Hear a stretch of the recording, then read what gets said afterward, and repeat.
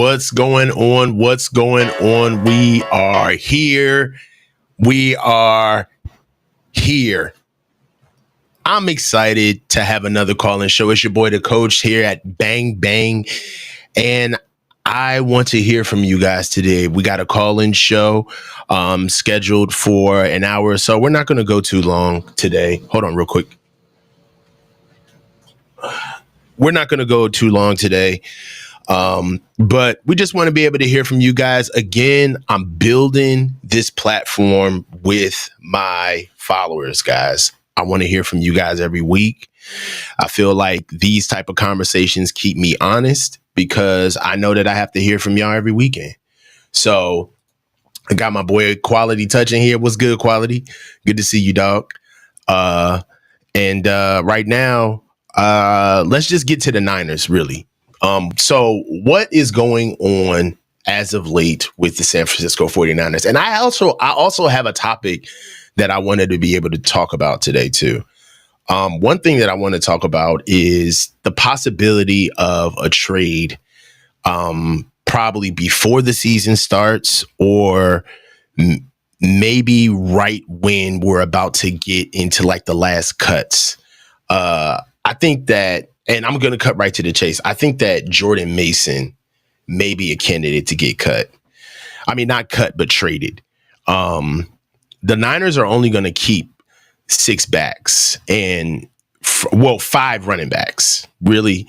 And of those 5, they're going to keep Kyle Juszczyk. So really going to keep 4 backs. And in my opinion, them picking up Patrick Taylor Jr., for the money that they picked him up with at $1.6 million,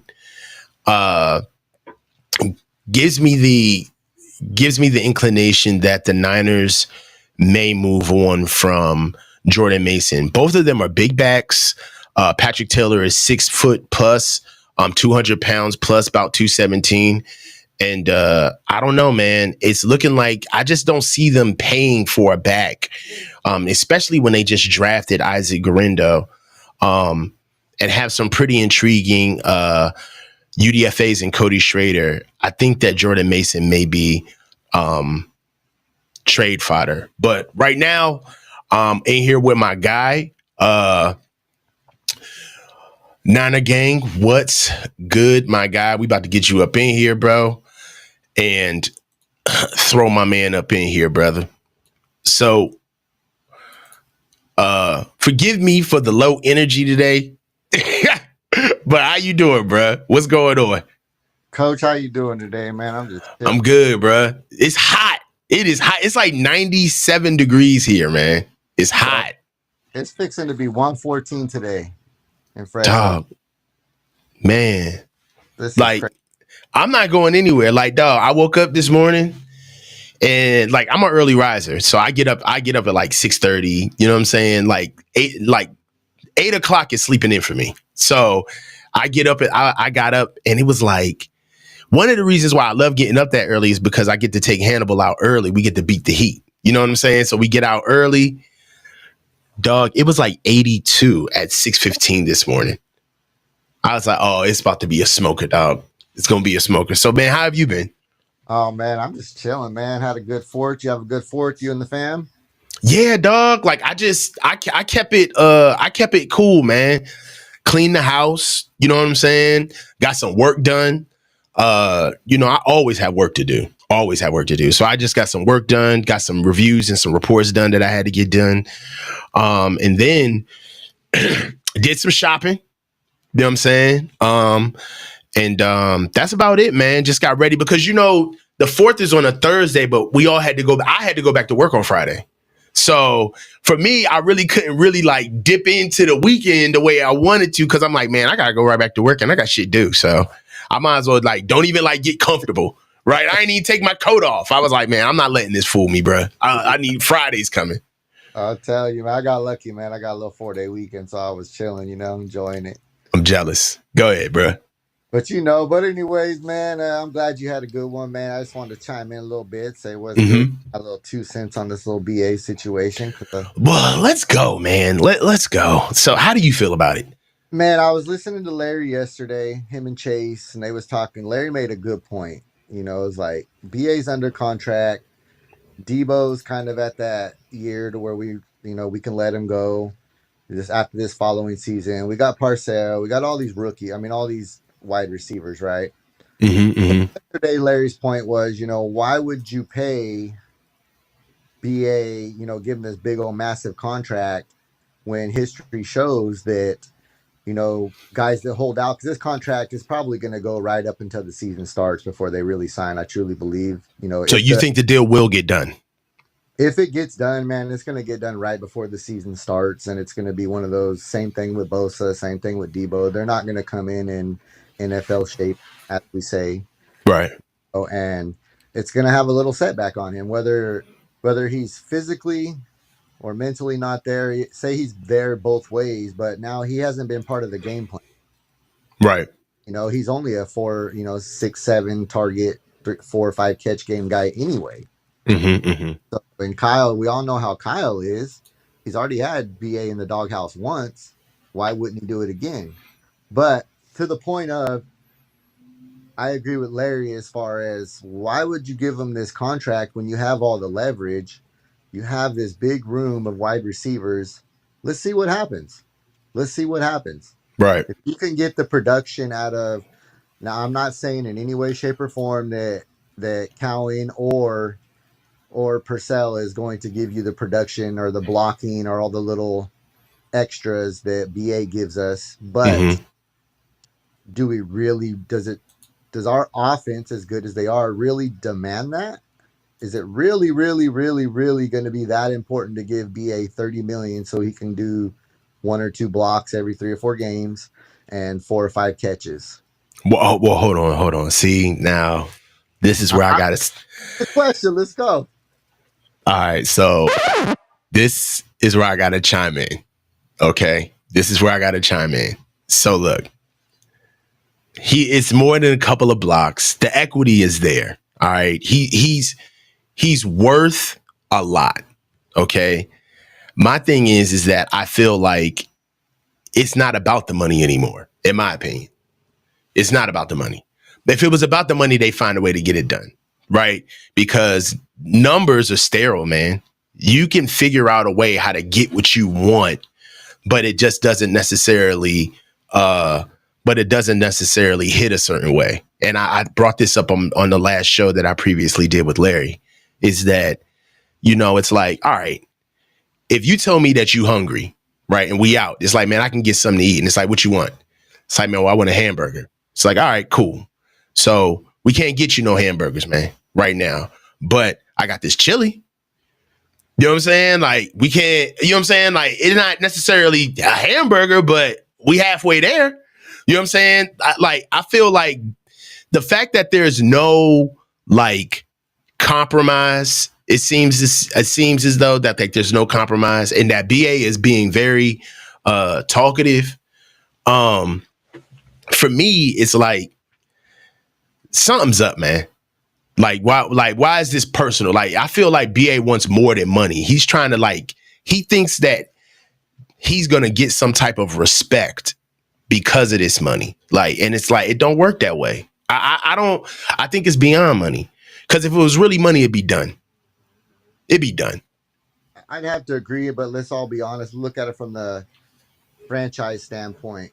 BA's never going to be the face of the franchise. He's just Never. not. Never. You got Christian McCaffrey, you got BA, you got Kettle, Warner, freaking. I mean, there's just a handful of guys. Probably. And then you got Brock, Oh yeah, for sure. the heir apparent, That's right? And then all of them will never be bigger than Kyle. never. You see what I'm saying? So like, and all of this has nothing to do with money, No. right? So But of why look at it from the franchise standpoint. Yeah, as fans, we agree. We think he's worth 28, 30, 31 million, whatever that may be. But from the franchise standpoint, he's not worth that to them. It's all in the eye of the beholder. And that's why if a deal gets done, like everybody says, Debo's gone. If they sign BA, Debo's gone next year, and that's just a fact. Now ask yourself another question. Who do you think this franchise would rather have? Numbers, stats, all the bullshit aside, who do you think they would rather have, Debo or BA? Debo. Exactly. There is I Yeah. I I don't see the deal. If it gets done, man, it's going to be right before training camp, and I think that's stupid because Mm-hmm. history's already shown what it does to players when they come in that late, and that pretty much pushes Debo out the door. Debo, we see all his training videos. He's trying to prove a point, Yeah. and Kyle knows he's going to get it. If Debo is true to his what's going on and all around this social media, and he sticks to that, Debo's going to have a hell of a season this year coming. He really is, Yeah. and if Christian backs out a little bit as far as not getting as many touches, Christian might have lower rushing yards, but he might Mm-hmm. be able to more touchdowns, more catches from behind the line of scrimmage. Then you're going to have to worry about Jordan Mason, all these other running backs that you never know, man. So that's where I stand with BA. It's hard to believe that they'll get a deal done, especially when he's under contract. When I he's don't never see it. he's never going to be the face of the franchise, man. And at $30 million for a wide, That's what you're at. Thank you. And that's the question. I got like 2 more minutes. I'm gonna get to you, Kaz. But that's the real conversation. You see what I'm saying? It's like it's not the money, my man, but it's what the money represents, right? And that type of money represents that this offense is going to be ran through you now, and that's never going to happen. never, So it's never. like what? So what are we really talking about? And that's why I feel like BA is standing on respect. He's standing on how he feels. Like you asking for $30 million is essentially saying like I'm better than the guy who you're paying right now. Like, See, and but you need to reflect that I'm better than Debo. You need to pay me like I'm better than Debo. and this is what's crazy as an athlete. I coach sports. So I'm not an athlete. Forgive me for saying that, but I've coached sports, been around players, and it's like when you speak like that, this is a team sport. Right. There is no I in team. Mm-hmm. And when you start taking behind the scenes shots at your teammates, that shit don't go away. These guys don't forget. Wait till if BA is on the team next year, miss one block, find out what happens. Come There's a on, man. lot of double talking. There's a There, lot of double there talking. is. But the sad part is, coach, and I'll let you get because I know you got Mm-hmm. others. Go ahead. Go ahead. Is BA has the respect. Mm-hmm. The fans love him. I like BA. You like BA. We I all love like. BA. You know what I mean? I talk about, dude. His blocking down the field is great, but Mm-hmm. to the point of the franchise point of view, he will never be the face of the franchise. He's not that, and that's not what the Niners. That's not what they're after anyway. Mm-hmm. Was Jerry Rice ever really the face of the franchise over Joe No. Montana, Steve Young? No, no, it just doesn't work that way, and that's the crazy part. And if he could get out from beside himself, man, and I don't know what they're offering him, but get your money. I believe that. But at the same time, you got to understand you're not going to be the face, man. It's not going to run through you. To your conversation earlier, think long term, like, bro, let's say he takes 26. He sticks with Mm-hmm. his 4, 5, 6, 7 targets. He's going to be eligible for another contract. And he has so much more tread on the tires. It don't make, I have a hard time making sense of it, man, because I'm like, and I'm not in their shoes, so I can. I get it, yeah. And it's like you want it so fast, so much, but it's like, my man, don't you want to play for 10 years? Like, what are we doing here? So I mean, but hey, man, love the call, man. I'm about to get Cosby up, bro. We gonna talk, bro. I'm gonna get at you, bro. Hey, the coach. All right, bro. Cos, what's good, bro?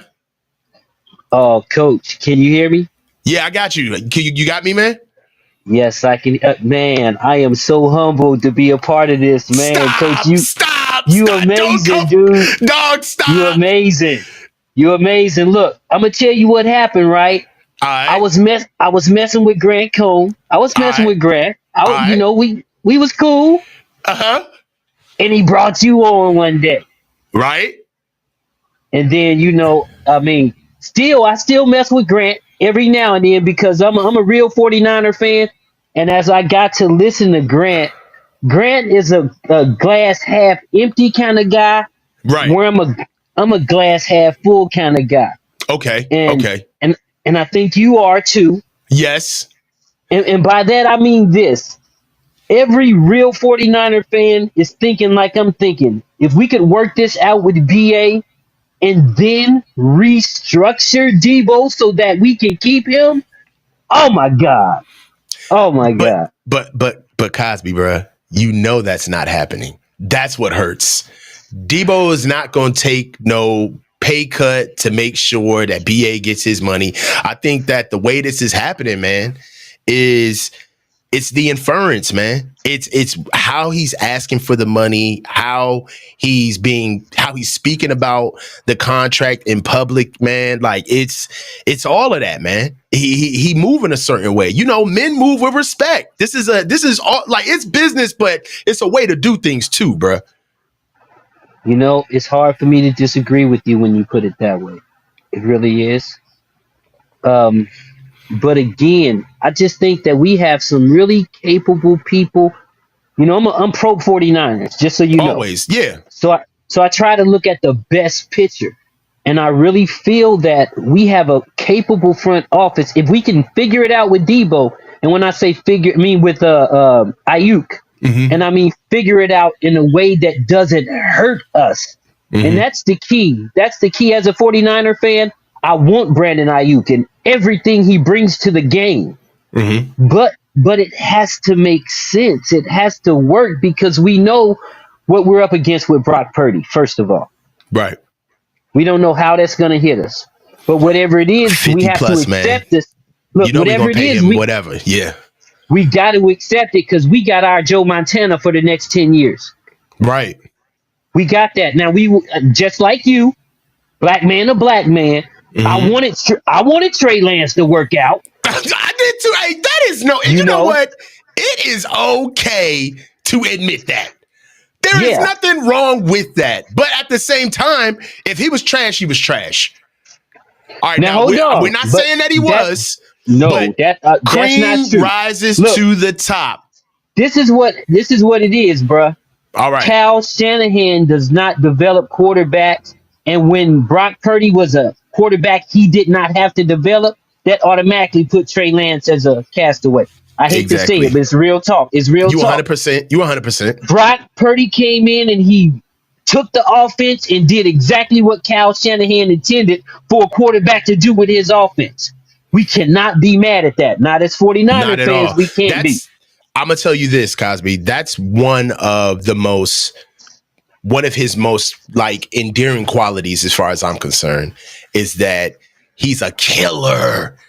Like that's one thing that I can never say about Trey. He was too much. He wasn't a man yet. He wasn't a man. He was too nice. He didn't take the job. One thing that I see in Brock is that Brock knows how to go for the jugular. He will seal the deal. And that kid got his shot on the field and he never looked back. And I'm not just talking about in play. I'm not just talking about in play. I'm talking about in attitude. I'm talking about an approach. I'm talking about in communication. Brock Purdy told George Kittle to shut the fuck up within his first couple of games at the helm, bruh. Like, you got to respect the man. And one thing that I will say is that the times makes the man, not the other way around. And it was Brock's time, and he took it over. Yep. Hey, and I hope he do what he doing for the next 12, 13 years, bro. Yeah, you got to respect it. Hey, look, I know JLP is waiting, and I don't want to keep him, but I want to say one more thing. I wrote this in the chat. Cal Shanahan said that he was going to go to a more of a running back by committee approach so that he could save CMC from himself. Right. I think that would be the best thing for our running back room. You know what? You've been, like, for the last couple of years, you've been begging for him to give Mason the ball, right? Now he's saying he's going to do that. Give me your thoughts real quick. On a running back by committee with CMC leading the way, are you thinking like I'm thinking, like 3,500 yards rushing for our running back room? Like, it's possible, bruh, if he really does that. I'm going to tell you this right now. The best version of what we did on the ground was 2019 when we were running back committee, when we had Tevin Coleman, we had Breida, we had Mostert, and we were a three-headed beast. Oh, we also had Jeff Wilson Jr., who was coming in and being our short yardage back, on top of having Kyle Juszczyk. And I'm gonna tell you that for an offensive lineman, I'm gonna tell you just from personal experience, for an offensive lineman, it's almost like the fact that when you have running back by committee, it's like having multiple tools in the shed. All right. And we get to dictate to the defense in so many different ways where by the time we find our groove, it's too late. All right. And on top of it, too, I'm going to be honest with you. I love running backs, but they can get lazy, especially when they know that they're the number one guy. Hey, bro, hold on. Running back, just so you know, running back. Yeah. Okay. I mean, me, you know. Oh, you play running back? Yeah. Oh, yes, sir. Yes, sir. Yes, sir. I play center. Dog, you my dog then. Okay. But you my man. Hey, and I'm a 3-down back. I can block and I can catch out of the backfield. Do I got to babysit you to the second level? No. If I give you a crease, can you go? I'm just being real, bro. I will. Amen. I'm with you. Look. Oh, okay. So you gonna reward me? Yeah. I'm right. Definitely. Look. Real talk. Every week, I had a dinner at my house, right? And I invited the offensive linemen every week. Oh, you my kind of you my kind of guy. Yeah. You my kind of guy. Let's say the girls' volleyball team come over or the girls' softball team come over, and it's me. Hey, it's a child show. It's a child show. It's me in the offensive line. You know what I'm saying? That's how I used to get out. Hey, don't be. Hey, I respected the hogs who made it possible for me to do what I did. I respected those hogs. Real talk. Hey, dog, you know we love to be respected, man. Hey, Cosby, you better call back. I want you back here next weekend, man. Now that we done locked in, bro, you know it's over now. Now you know you're my dog. I really didn't think I was gonna be able to get on, Coach. I ain't gonna lie, but I got on. I called and you, bro. Get on. Hey, I'm gonna hang up and I'm calling all my people. I'm gonna say, yo, I just talked to Coach. Hey, get out your old lady. Hey, get out your old lady bedroom. You tell it on yourself with that headboard, boy. We all know about that headboard, boy. Get about it.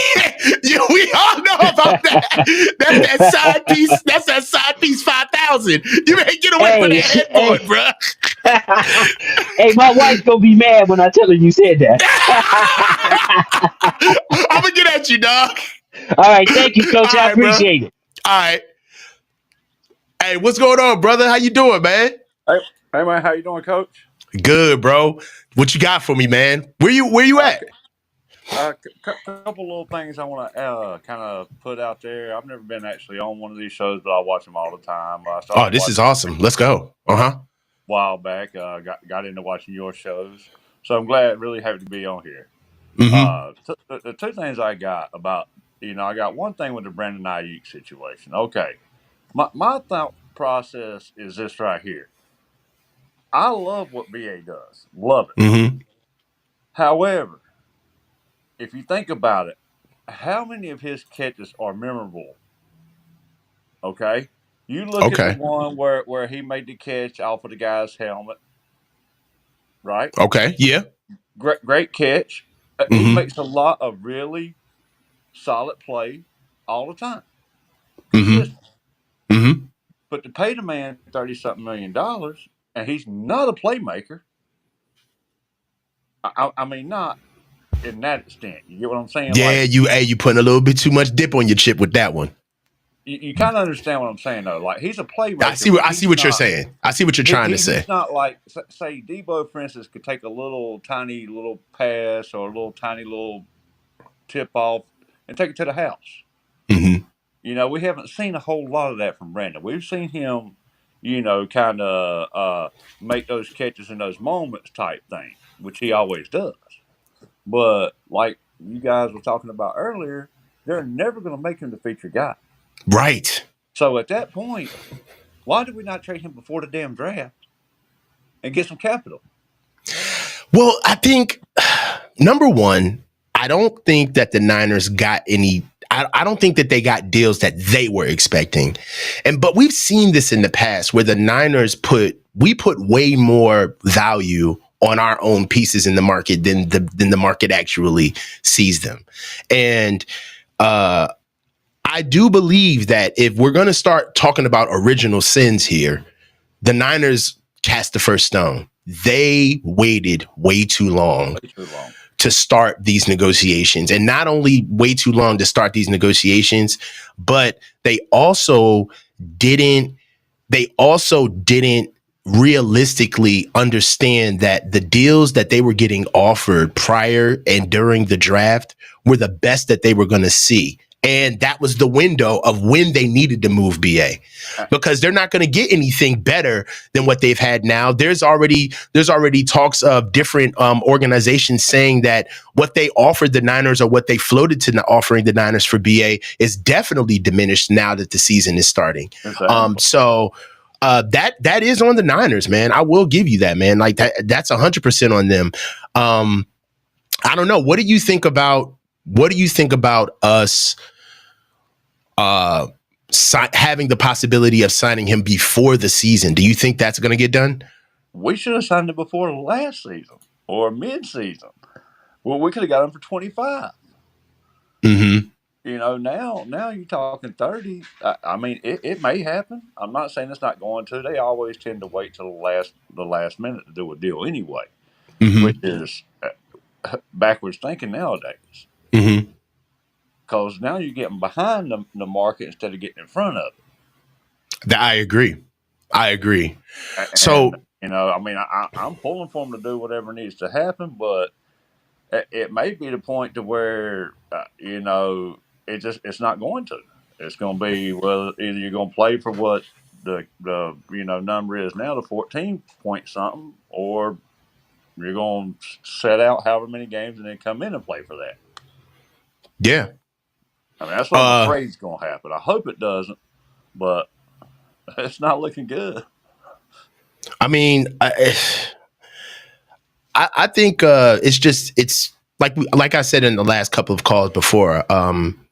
Do you think this is strictly numbers, or do you think that BA is trying to virtue signal to, I want to be the leader of this team because I already feel as though I'm the leader of this team? And I think it's part both. I think it's the organization not wanting to put out the money that he's wanting, but also not wanting to give him that featured role. Mm. And you know, they sit there and talked about all last year. They was, we're going to decrease Christian's workload. And they just kept handing the ball, kept throwing the ball. I mean, I don't buy none of that either. I mean, Yeah. they keep saying that, and it sounds great. I would love to see it. I would love to see what Jordan Mason could do with maybe, I don't know, 5-6 carries game at least. I mean, all right. So especially I got one down by the goal line. Hand him the ball. He's the bigger back. Okay, I got one for you though. I think the Niners may move Jordan Mason. I heard you talking about that earlier, and you could be right. I would try to move Elijah Mitchell if I could move somebody. Yeah. Because, you know, at one time he was our starter. Okay. So, but what do you get for Elijah? Probably next to nothing. A 6. I mean, it's not going to be much. Right. I mean, running backs are a dime a dozen nowadays. I mean, unless if you have one of the top 5 guys at that position, most everybody else is a dime a dozen. You can find them in the draft in the 5th, 6th round. So why in the world would you want to give up more than that for him? Yeah. Especially one that stays injured. No offense to Elijah. I love him, but he's always injured. Yeah, he's constant. I mean, you know, he was a great player for us that one, you know, year that he wasn't injured, you know, half the time, but almost all the time it's something. I mean, so close me out, man. What are your predictions on Brandon Aiyuk with the deal? Do we get the deal done before the season? And if not, how does this end? Do we move him? It's not going to end well if we don't get the deal done. The problem with doing the deal is, you know, right now that if they do that deal, the second that deal is done, this will be Debo's last year. Damn. That I've never heard anybody put it that way. It will be. It will. And the problem with that is, like I said, no offense to Brandon, but Debo's a big playmaker. Like, Oh no. Yo, JLP was cooking. You back, bro?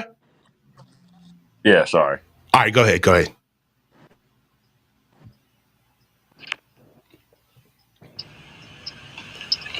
JLP, you good?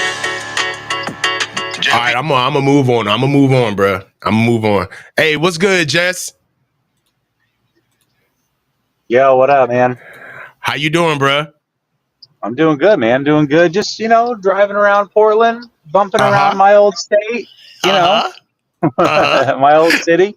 Out here doing this thing, man. How you been, man? What's going on, bro? Good. First of all, if we're gonna talk, we're gonna talk like we really talk, okay? Yeah, So, of course. All right. So, number one, when the hell are you coming back to Florida? I miss you.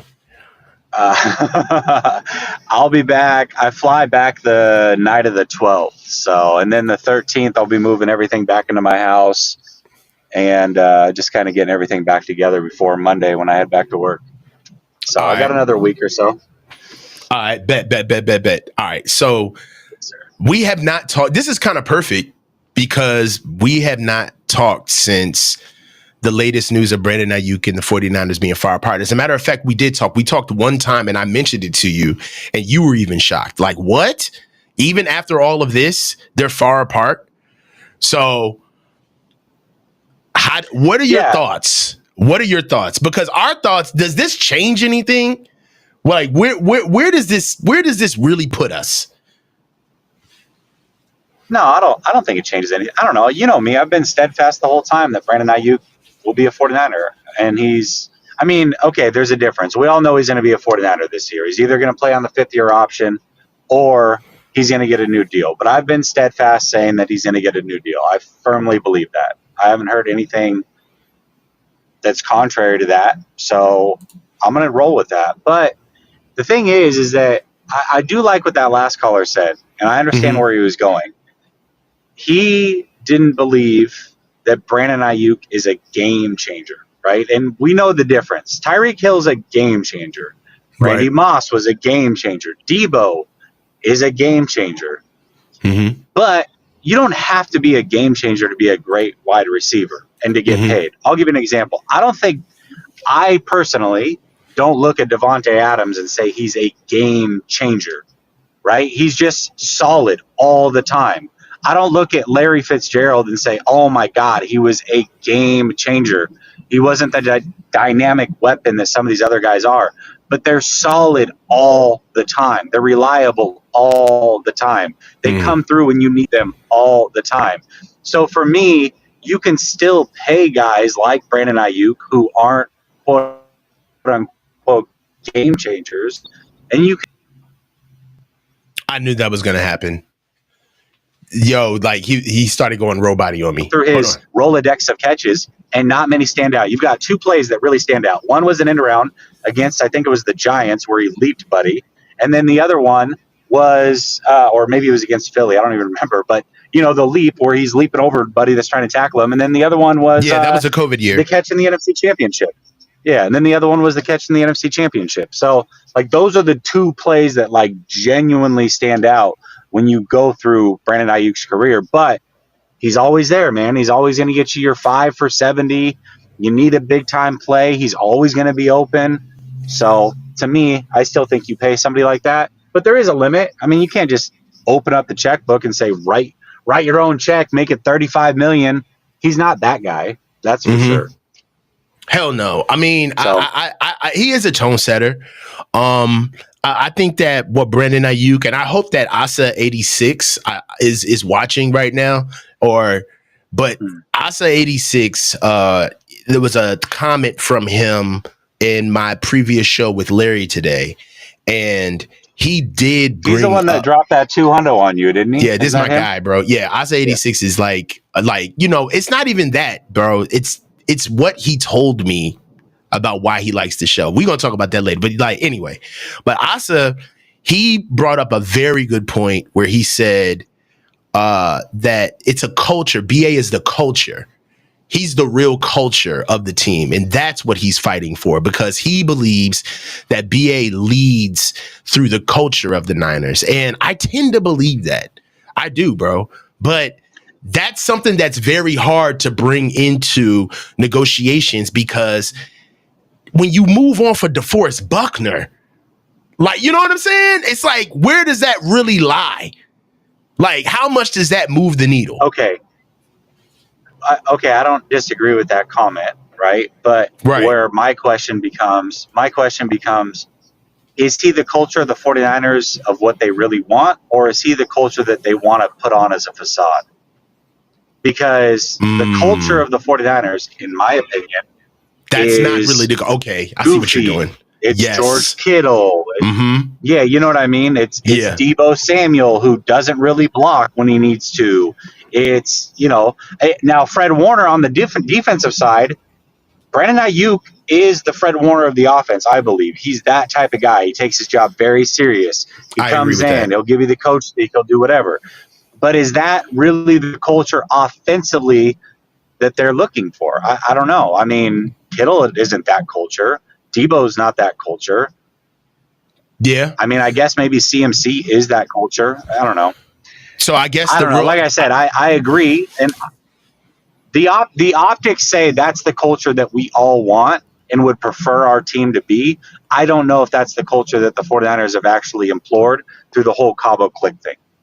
No, 100% no. And I think that really, if you think about it, there probably always was two cultures of the team. There was the Fred Warner culture, where Fred Warner isn't going to Cabo.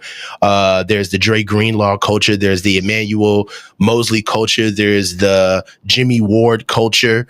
There's the like just the hard-nosed, I'm going to show up to do my job, and I'm going to literally press myself to be the best version of myself and compete against my contemporaries in my position, not only on this team, but across the league. And we're going to hold each other to that standard. I feel like that is a culture that's on our team. And I feel like BA is a part of that culture. I just don't think that when it comes time to getting paid on this team, that doesn't amount to anything. I don't think that they really care about that, quite honestly. They virtue signal towards it. It's performative. It's a good soundbite. It's amazing to hear about. But for where BA fits, I just feel like this is a guy who really wants the leading role in a movie. And it's just like, bro, you are like not typecast to be the leading role. You want way too many lines.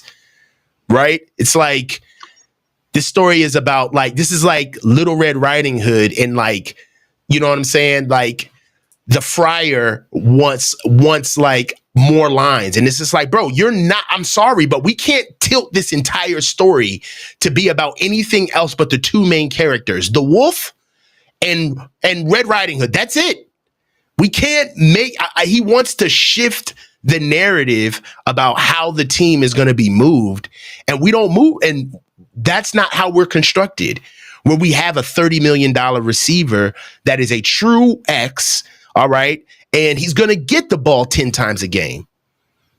Like, that's not our offense. That's not who we are. Well, you know how we know it's not important in negotiations is the fact that he's never been a team captain, despite having the culture that we supposedly look for. Facts. That's facts, bruh. Like, so it's not going to hold weight. Like, he can't come to the table and be like, well, I'm a team captain. Okay, and no, you're not. So no, that's not the culture that they're looking for. You know what I mean? I don't see, I think he may be gone, Jess. Because in that sense, like the entire, all right, everything that I just said. Hold on, real quick though. When you say I think he may be gone, you mean he may be gone in two senses: either after this year, the 5th-year option, or if the team isn't playing well at the trade deadline. You're not meaning before week 1, right? Yeah. Not before week 1. Okay, hell no. Right. No. I just want to make sure that we clear that I'm up. glad that you clarified that. Those are two very different things. I think that as soon as the notion presents itself where he can get out of here, he is gone. And I think that that's going to happen either during the season or next year, but he's out of here. Okay. Because really, it's not money. The money virtue signals towards the deeper conversation, which is I'm a real leader on this team. And I'd be damned if I get paid less than people that I know I work harder than and people that I know that I'm better than skillfully. You're not going to, and just because I'm not featured as the guy who in your offense, that's your problem.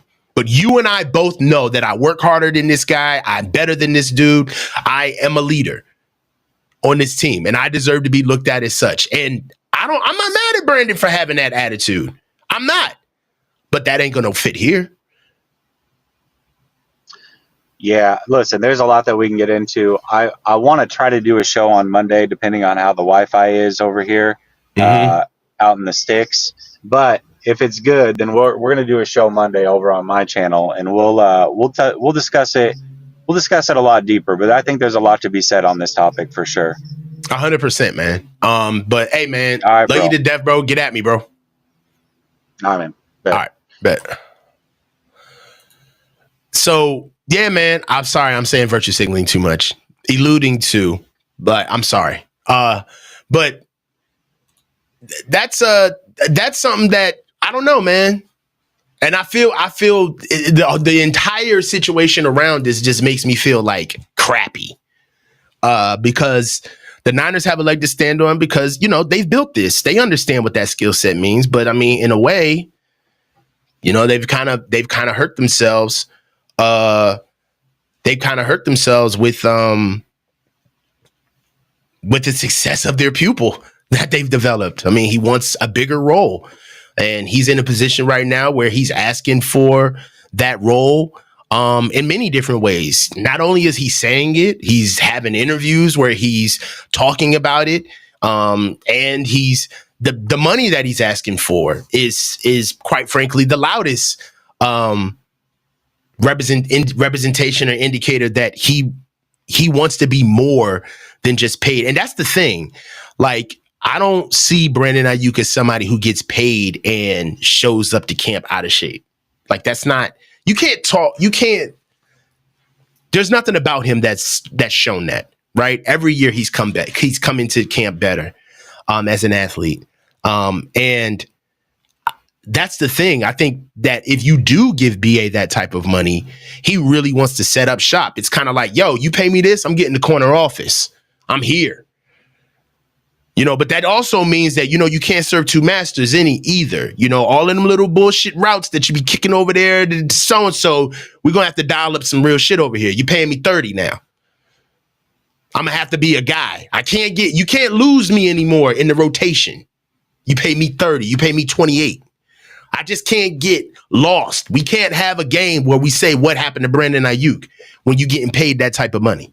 And I believe that Brandon Aiyuk is the type of guy where he understands the ebb and flow of that type of relationship, and he would force the Niners' hand, where he would make Kyle give him reps because he would be in shape and ready to go at all times, where Kyle would have to literally phase him into the game at all time, not only because of his preparedness and him being actually ready to play, but because of that money.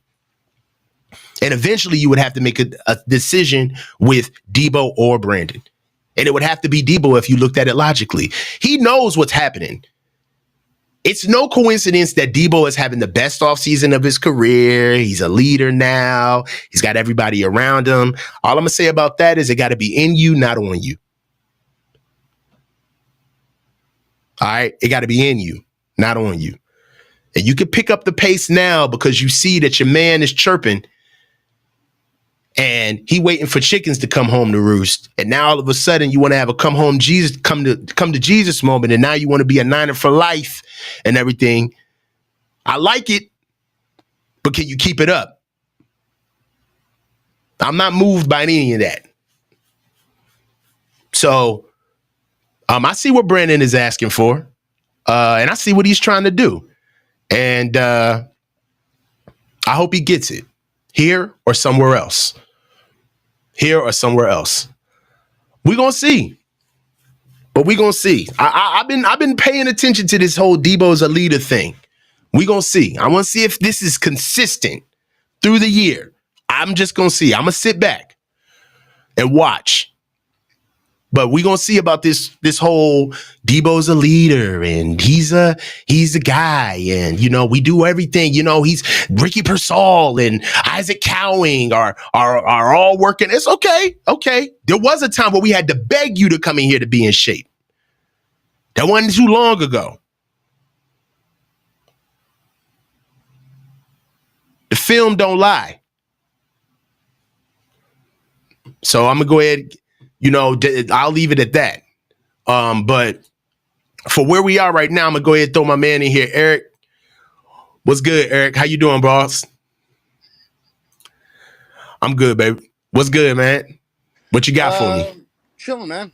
So I kind of feel like this upcoming season, to me, it kind of feels like the last dance for whoa. You only see the top of my head there. There we go. It's a little better. You good? You good? Yeah, it's a new app. Never used this one before. Okay. But, I kind of feel like this is like the last dance for this core roster construction of the team. I just feel like with the way that the salary cap is set up,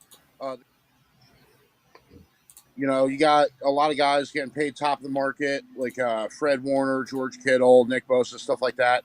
There is a hard cap in the NFL. People act like you can work around the cap, and you can to an extent. But at the end of the day, this isn't like baseball. It's not the NBA where there's like different like luxury tax aprons. Like no, there's a hard cap. There's a limit. You can push some of that salary cap down the road. You can kick the can down the road. But at the end of the day, those bills always come due.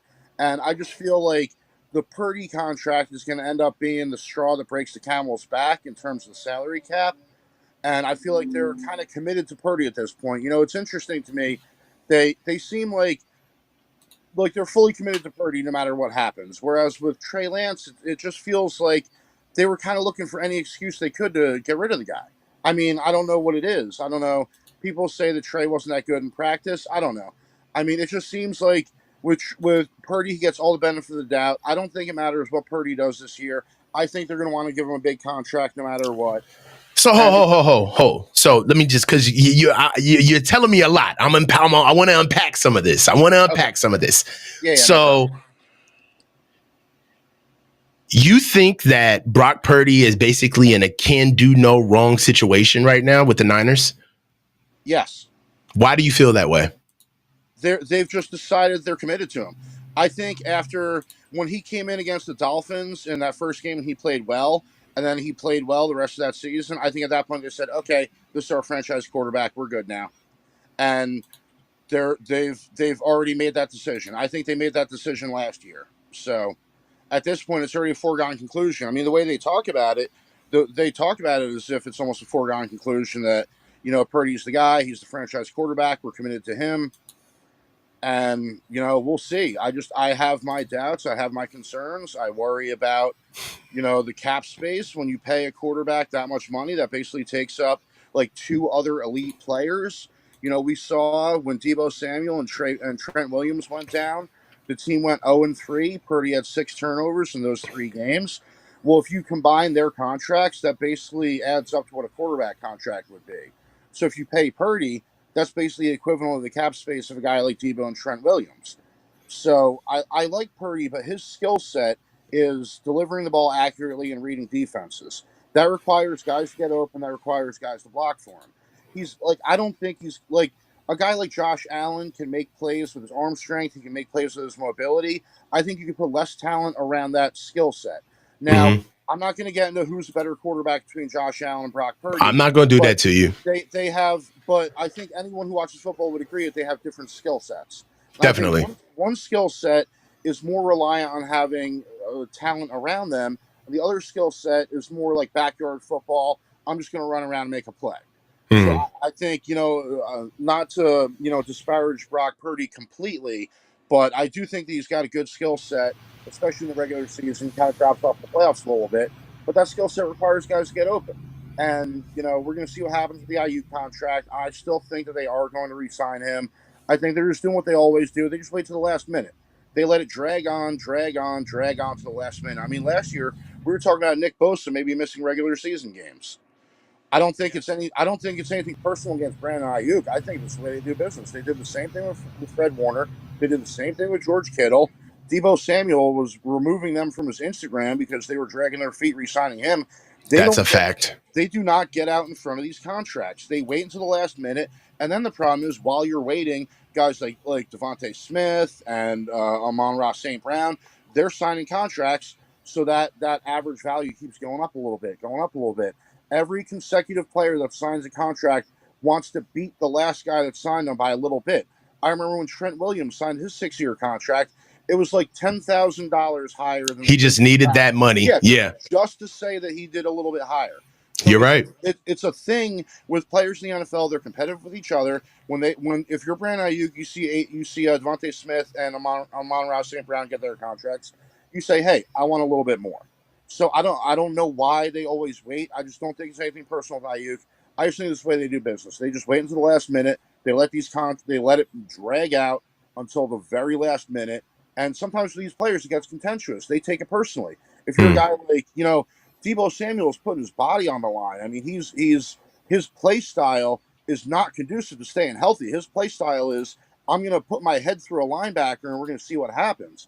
So when they come back and they say, oh well, we're not sure what we want to pay you, I can understand why the players take it a little personally.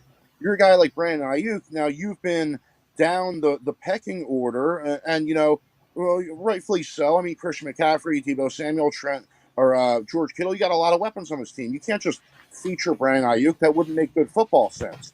So he has sacrificed opportunities that he might, if he was on the Carolina Panthers last year, he would have been the number 1, 2, and 3 option on that team. They would have force-fed him the ball Facts. because they didn't really have much anybody else. So Mhm. he has sacrificed a little bit of productivity for the team, and he's looking at it like, listen, don't pay me based on my productivity with the team because I'm not getting the targets. Pay me based on what I would be getting if I was getting the targets. And if they don't want to do that, I can understand why he takes that a little personally. I still think at the end of the day, they reach a number that makes sense for both sides.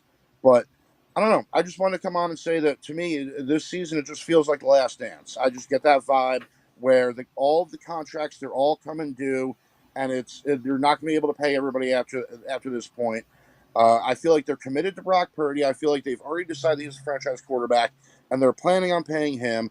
And when you pay a quarterback at this point, it's got to be over $50 million a year. I mean, Trevor Lawrence just got over $50 million a year, and he hasn't had anywhere near the success that Brock Purdy has had. Nowhere near. So Purdy's agent is going to be like, hey, why should I take anything less than Trevor Lawrence? Mm-hmm.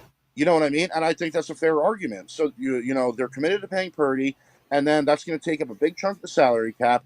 That's going to cause them to maybe have to let some guys go. Maybe you can't re-sign Hufanga. I look at this previous draft. I look at some of the guys they drafted, like Malik Mustafa and Ricky Pearsall. I look at them as low-cost replacements for not being able to keep guys like Talanoa Hufanga long term. Maybe if you pay Aiyuk, then maybe you let Kittle or maybe you let Debo's contract run out and he doesn't get another contract with the team.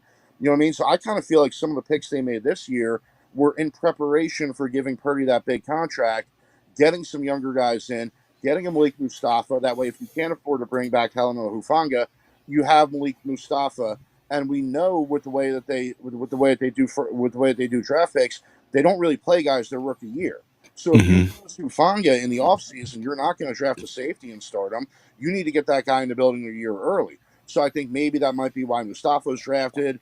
Maybe Dominic Cooney. Maybe that means that they're not going to be able to re-sign Aaron Banks. Aaron Banks, yep. Maybe Pearsall might be like a Debo Samuel kind of replacement, or something along those lines. Look, Eric, first of all, you got to call back. You were on fire. You just cooked, bro. I love your facts. Honestly, I have to apologize to you. Let me first apologize. When you first started talking, I thought that you were about to ramble, right? And I thought you were about to go on a rant, and I thought that you were going to just start firing out points that don't necessarily have syntax. So right. I wanted to slow you down and ask questions just so you had an opportunity to hear yourself and be challenged, right?